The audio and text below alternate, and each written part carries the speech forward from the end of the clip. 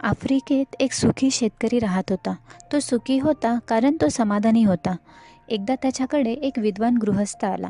गप्पांच्या ओघात अस्सल हिऱ्यांच्या सौंदर्याचे व सामर्थ्याचे वर्णन करत ते म्हणाले, तुझ्याकडे अंगठ्याएवढ्या आकाराचा हिरा असेल तर तू एक शहर खरेदी करू शकशील.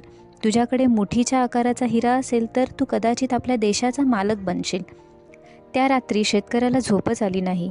त्या माणसाने केलेल्या हिऱ्यांचे वर्णन त्याच्या कानांमध्ये घुमत होतं. त्याच्या दुःखाचं मूळ त्याच्या असमाधानात होतं आणि असमाधानीचे कारण त्याच्या दुःखात होतं.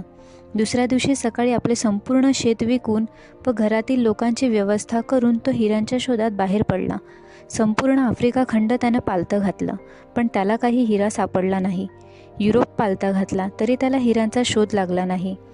स्पेनमध्ये पोहोचला तेव्हा तो शारीरिक, आर्थिक आणि मानसिकदृष्ट्या पूर्णपणे उद्ध्वस्त झालेला होता.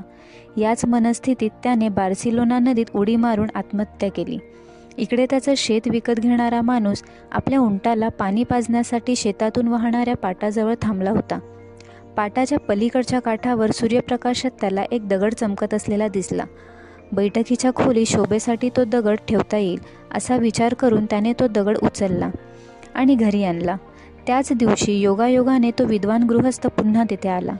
त्याने त्या चमकणाऱ्या दगडाकडे बघून प्रश्न केला, हाफिज परत आला काय? शेतकऱ्याच्या नव्या मालकाने उत्तर दिले, नाही. तो विद्वान म्हणाला, तो समोरचा दगड म्हणजे एक हिरा आहे. नवीन मालक म्हणाला, असं कसं शक्य आहे? ते तर दगड आहे ना जो मला पाटाजवळ सापडला. तिथे तर असे बरेचसे दगड आहेत.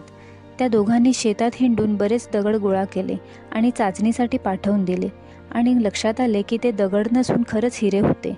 त्या शेतजमिनी सर्वत्र हिरे पसरल्याचे त्यांना आढळले. मित्रांनो, आपली परिस्थिती ही या कथेत असणाऱ्या हाफिजसारखी आहे. आपण आपल्या हातातलं सोडून पळत्याच्या मागे धावतो आणि येणाऱ्या संधीची माती करतो.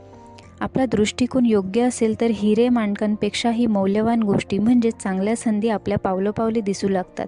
फक्त त्या बरोबर ओळखून आवश्यक ती कृती करून संधीचं सोनं करता आलं पाहिजे. आपल्याला नेहमीच दुसऱ्यांची परिस्थिती चांगली वाटते आणि दुसऱ्यांना आपली. त्यामुळे कधीच दुसऱ्याचे जीवन मागू नये, कारण कुणास ठाऊक आपल्यापेक्षाही त्यांची परिस्थिती वाईट असेल. एकदा आलेली संधी ही पुन्हा दुसऱ्यांदा दार ठोठावत नाही.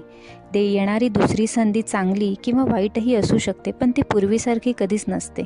म्हणून योग्य वेळी योग्य निर्णय घेणं या गोष्टीला जास्त महत्त्व आहे.